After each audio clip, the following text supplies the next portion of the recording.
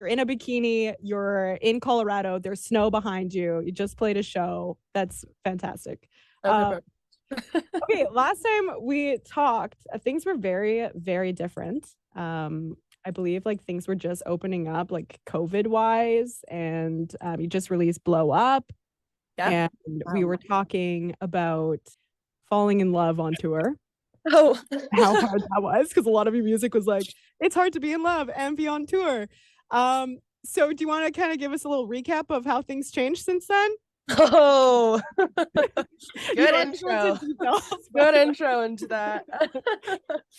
Yeah, well, I went through my first breakup, which was pretty hard. Uh, but it's been, as much as it was like a really kind of devastating experience in the beginning, like I've really enjoyed being single again. And I've got to really reconnect with a lot of my friends and family. I've got to go on some solo trips. And it's been, an incredible set of material to mine from for songs. So as much as like I probably would have preferred not to go through that, like it's I feel like I've grown up a lot in the last year or so due to those experiences. And I'm really grateful for the growth that I've, been able to experience.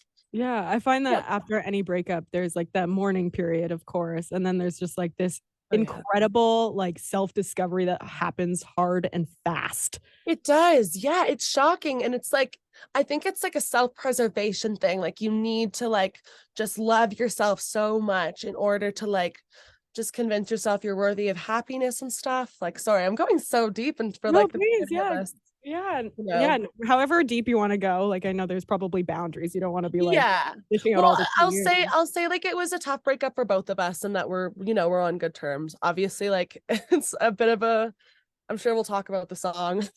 Yeah.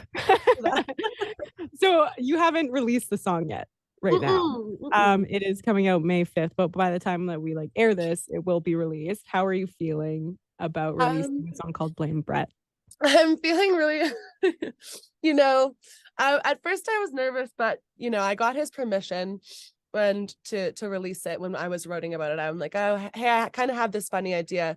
And the other thing that I really want people to understand is like it's not a diss track at all. It's literally, if anything, it's a diss track towards me because the song is about not wanting to commit to anyone new after going through like a bad breakup or just any breakup.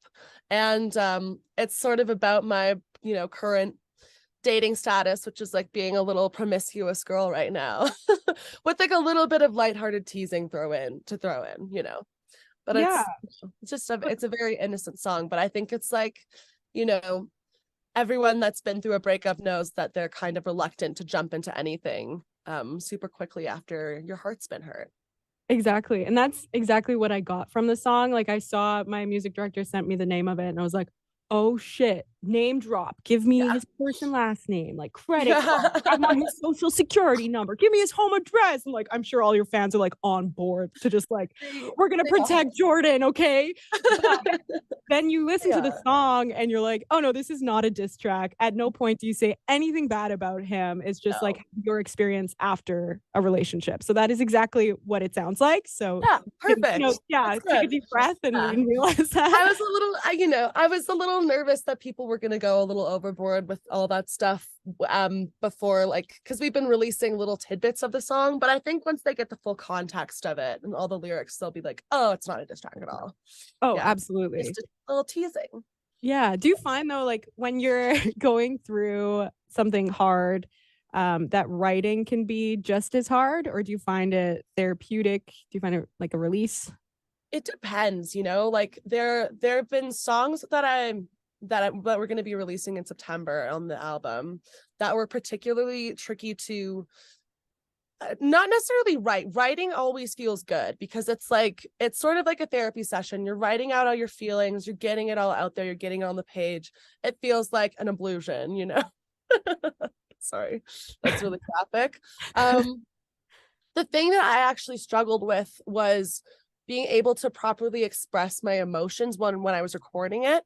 So I would write myself like to really put myself in like the headspace of where I was when I was writing the song because it has been a little bit of time.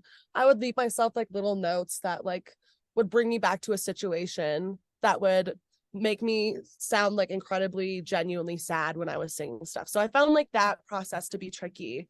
And it's, I guess it's like a kind of form of method acting through singing. Like that's what method acting is, just making sure you're being authentic about your emotion in your performance. So like unearthing some of those wounds can be a little tricky, but I think like I really wanted to be honest and upfront with my performance and with my lyrics for this record. So it was worth it to me. Wow, that's incredible. And I find like I go to therapy, and that's one of the methods that they get you to do is like you go through that emotion you felt at that moment, and then it just becomes easier and easier. So this is probably great work for you as well to kind of get through all that emotional shit that you went through. It's honestly like it really, really helped me being able to write my feelings out this way. And it was you know, because it was my first heartbreak and first breakup, like it was not something that I was expecting would help me, because I've been writing since I was a kid. But I just, you know, I guess I'm like a late bloomer when it comes to romance and stuff. I've had plenty of partners, but like not really romance. So writing about that was I was surprised, but I guess I shouldn't have been surprised how much it actually helped me through processing the pain. Yeah, that makes sense. And on like a lighter note, I saw the video for it as well, and I saw there was a little celebrity guest. I loved it, but the celebrity guest got me screaming, which was it Leandra's cat? She's in the background. You want to say hi, Lee? Oh my gosh, hi! Please tell me everything about your cat, because I heard it was like a rag to riches story. Please. At the right time. Wow. I know I can stand for this. Wonderful. She's 16. She went viral on TikTok. She's 16. She's 16. Oh. She's just a star, you know?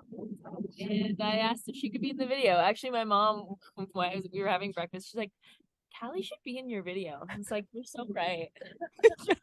You're gonna get so many more views now. Yeah. And the way she's so tolerant of wearing a hat is just wonderful. It just like really freezes her. She doesn't know what's going on. Well, it was so nice chatting with you. Nice And I chatting hope with you have a great day off and enjoy the sun and the snow. Thank you. Well, I'm gonna go roll now. Excellent. Thank you, Jordan. Good luck. Yeah. Bye. The Zone at 91.3.